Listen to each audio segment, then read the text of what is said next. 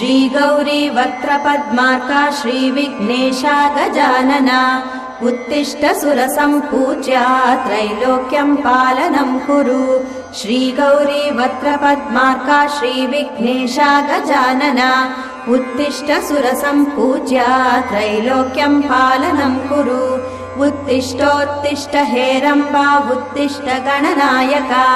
उत्तिष्ठ करुणापूर्णा भक्तानां भाग्यदायका उत्तिष्ठोत्तिष्ठ हेरम्बा उत्तिष्ठ गणनायका उत्तिष्ठ करुणापूर्णा भक्तानां भाग्यदायका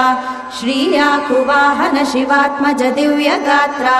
श्रीभिन्नदन्तधनुजान्तक सूक्ष्मनेत्रा